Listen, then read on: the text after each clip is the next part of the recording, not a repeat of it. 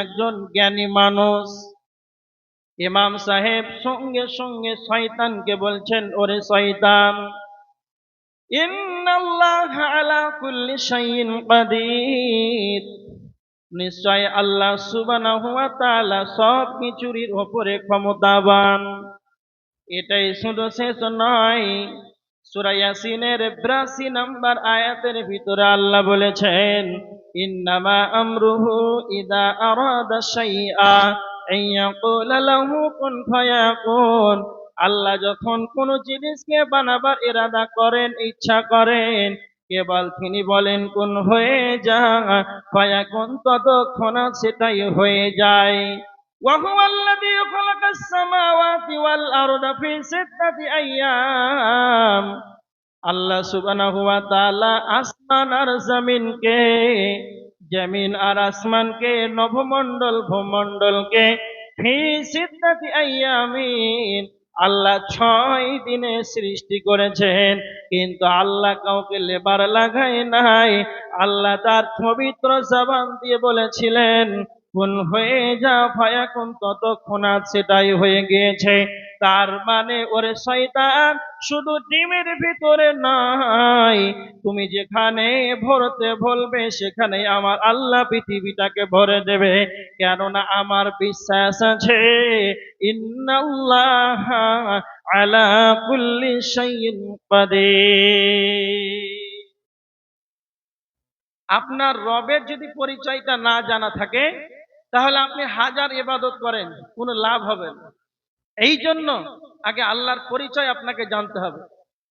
তা আল্লাহর ক্ষমতা কত, কি করে আপনি জানতে পারবেন? আল্লাহ সুবহানাহু ওয়া তাআলা বলেছেন সূরা তারিকের ৫ নম্বর আয়াত, আল্লাহ বলেছেন, ফাল ইয়ানজুরিল ইনসানু মিম্মা খুলিক। মানুষকে চিন্তা ভাবনা করা দরকার।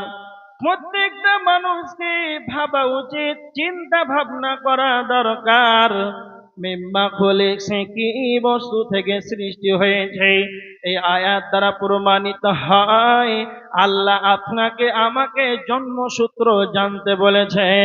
আল্লাহ বলেছেন প্রত্যেকটা মানুষকেই জানা উচিত সে কি থেকে সৃষ্টি হয়েছে।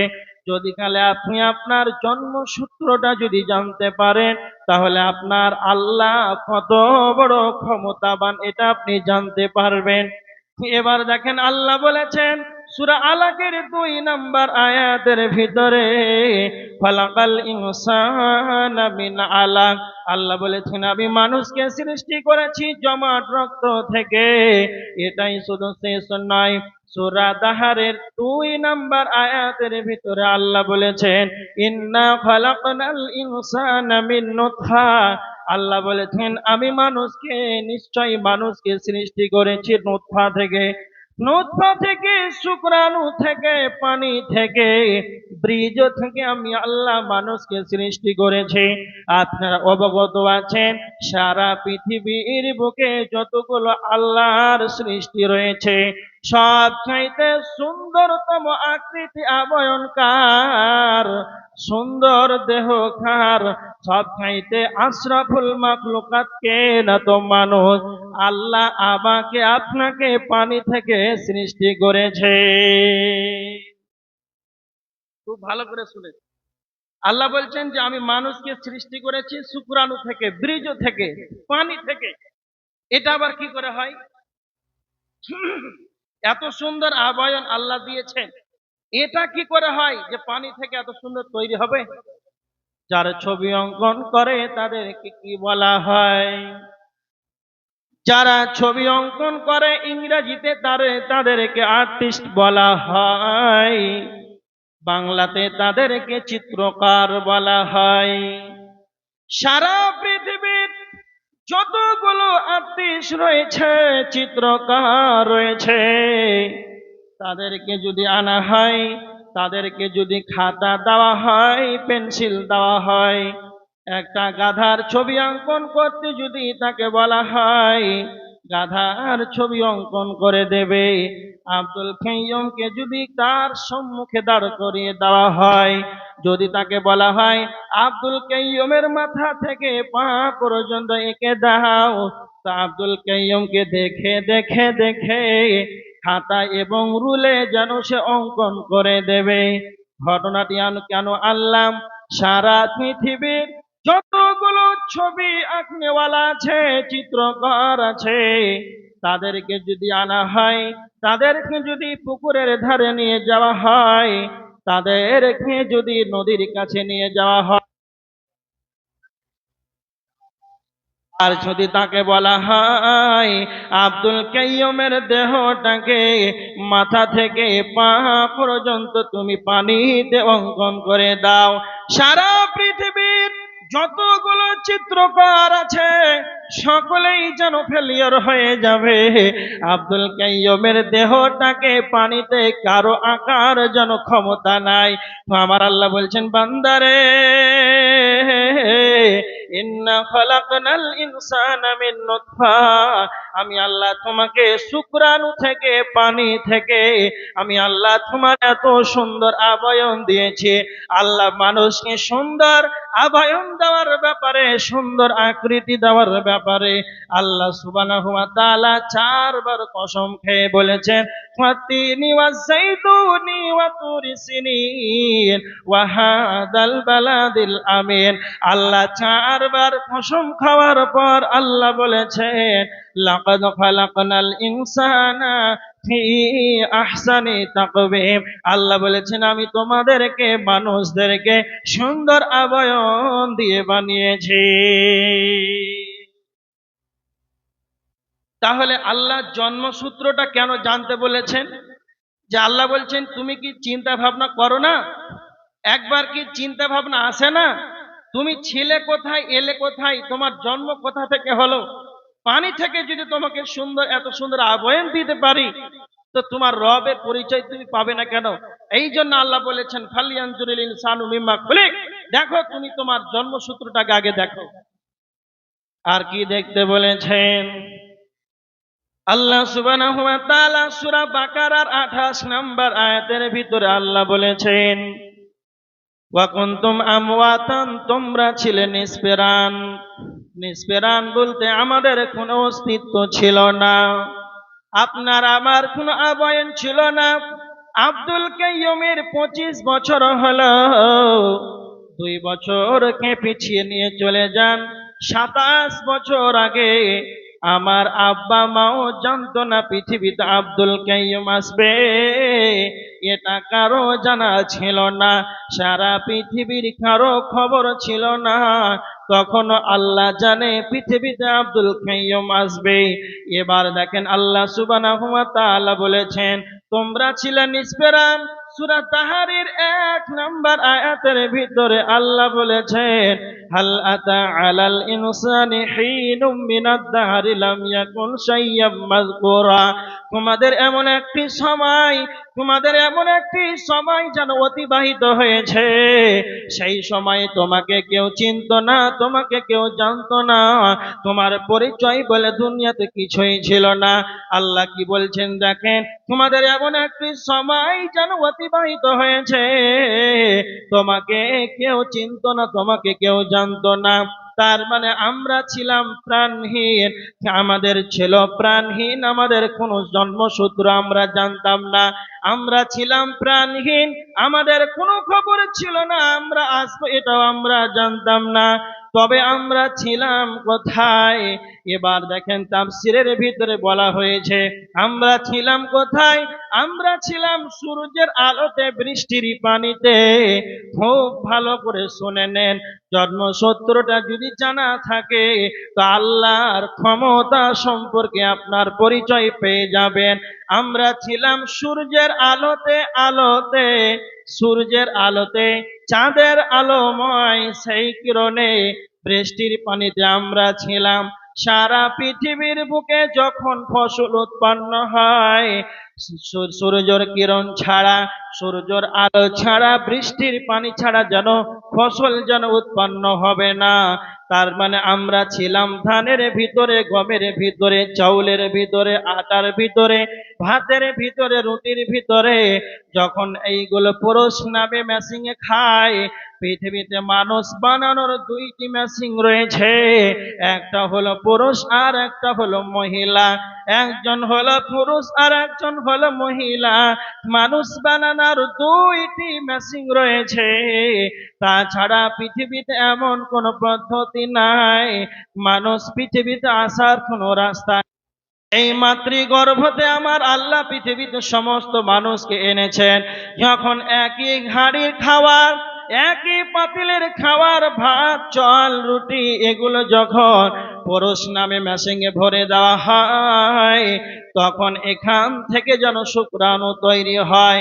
একই গাছের খাবার, একই পাতিলের খাবার, ভাত, পুরি, যখন ফল, কাজু, বিস্কুট যখন মহিলাদের মেশিনে যখন ভরে দেওয়া হয়, সেখান থেকে ডিম্বাণু যখন তৈরি হয়, স্বামী স্ত্রী যখন 3 মোহর দেওয়ার পর হালাল পন্থায় যখন জিমা হয়, তখন স্বামী স্ত্রী একে অপরে যখন মেলামেশা করে, ডিম্বাণু আর শুক্রাণু যখন অ্যাপ্রোচিং হয়ে যায়, আমার আল্লাহ বলছেন, এবার ভালো করে দেখেন, মেডিকেল সায়েন্সরা বলেছেন, যখন একজন পুরুষ আর মহিলা যখন সহবাস করে, তো মহিলা যখন সহবাস করে পুরুষের সঙ্গে, পুরুষের কতগুলো বীর্য বের হয়, তখন মেডিকেল সায়েন্স বলেছেন, গবেষণা করে তিনারা বলেছেন, একজন পুরুষের ভিতর থেকে 60,06,000,000 শুক্রাণু বের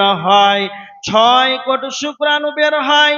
এবার ভালো করে শুনে নেন, তার মানে আল্লাহ আপনাকে এনেছেন 6 কোটির ভিতর থেকে, 60 লক্ষর ভিতর থেকে 5,99,000, 5,99,99,999টি, 5,99,99,999টি যেন গোসলের পানিতে যেন ধুয়ে মুছে চলে যায়। আর সেখান থেকে আল্লাহ আপনাকে 60 লক্ষর ভিতর থেকে আব্দুল কাইয়ুমকে, হাজী আব্দুল সাত্তারকে, আব্দুল্লাহকে আল্লাহ পৃথিবীতে, দুনিয়াতে এনেছেন। তা আমার আল্লাহ বলছেন, তোমরা কি ভাবো না, হাল আতা আলাল ইনসানি হিনুম মিনাদ দাহরি লাম ইয়াকুন শাইয়্যাম মাযকুরা। তোমরা ছিলে কোথায়? সেই 60 লক্ষর ভিতর থেকে, 6 কোটির ভিতর থেকে সমস্তগুলোই গোসলের পানিতে ধুয়ে চলে গেল।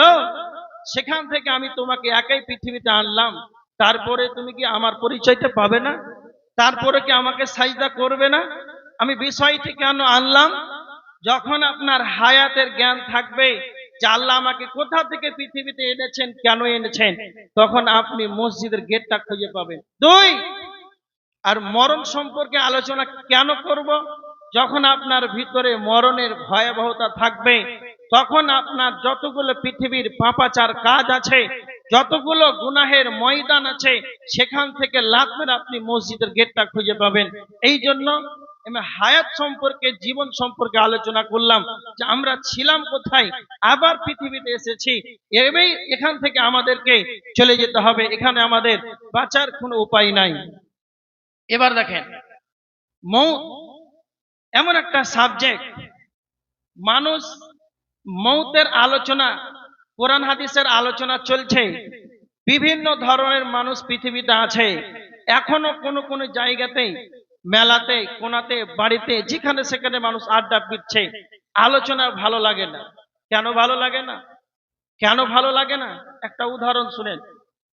আপনাদের এই গ্রামে চায়ের দোকানে একজন ব্যক্তি গল্প করছে, আব্দুর রহমান গিয়েছে ব্যাঙ্গালোর চিকিৎসা করাতে, খুব ভালো চিকিৎসা ব্যাঙ্গালোরে, সবাই জানেন। আব্দুর রহমান ব্যাঙ্গালোর চিকিৎসা করাতে গিয়েছে, 3-4 মাস পর বাড়ি এসে চায়ের দোকানে গল্প করছে। আরে জানিস তো গল্প করছে কার সঙ্গে? না তো একজন একবারে উগ্র মিজাজি মানুষ, খিটমিটা মিজাজের মানুষ, একটু রেগে যাচ্ছে। বলছে, আব্দুর রহমান জানিস, ব্যাঙ্গালোর গেলাম, মাত্র 2 টাকা টিকিট, হাসপাতালে এত চিকিৎসা ভালো, সুবহানাল্লাহ, কি বলবো। তখন ওই খিটমিটা মিজাজের মানুষটা রেগে যায়, কি বলছিস রে, আবার বলছে আরে জানিস 2 টাকা হতে পারে, 1 লাখ টাকার ওষুধ ফ্রিতে পেয়েছি, কোনো আরে চিকিৎসা খুব ভালো, আবার রেগে যাচ্ছে। এবার বলেন তো, আব্দুর রহমান যে হাসপাতালের গল্প করছে আর উগ্র মিজাজি মানুষটা রেগে যাচ্ছে, কেন বলতে পারবেন? কেন রাগছে? বুঝতে পারেননি? রাগার কারণ এটাই যে এখন সে সুস্থ আছে, বুঝতে পেরেছেন? তাকে হাসপাতালের খবর ভালো লাগে না। দুই, ওই যে উগ্র মিজাজি মানুষটা 6 মাস পর, কিছুদিন পর তাকে আবার প্যারালাইজ আর হার্ট যত বড় বড় মারাত্মক অসুখ আছে, ব্লাড ক্যান্সার ধরেছে। এখন ওই আব্দুর রহমানের বলছে কোথায় আছে, আব্দুর রহমানের বাড়ি গেছে, যে বলো তো বলো, কোথায় চাপলে কোথায় নামলে ব্যাঙ্গালোর চিকিৎসা কেমন করে করলে, কোন ডাক্তার ভালো। ওকে এবার শোনাতে হবে না, এবার শুনতে যাই কেন বলেন তো? সে এখন অসুস্থ, তাকে এখন অসুস্থ, এই জন্য তো শুনতে ভালো লাগবে, এখন সে নিজেই খবর নিতে যাচ্ছে। আজকাল মানুষ কোরআন হাদিসের আলোচনা শুনে না কেন? মানুষকে বারবার বলতে হচ্ছে কেন আসেন আলোচনা শুনেন বসেন, কেন বলেন তো? সে এখন তার মরণের ভয়টা নাই, মরতে হবে এই জ্ঞানটাও তার ভিতরে নাই। সে এখন সুস্থ আছে, বলছে এইভাবে দুনিয়া কেটে যাবে। এই জন্য তাকে কোরআন হাদিসের আলোচনা ভালো লাগে না।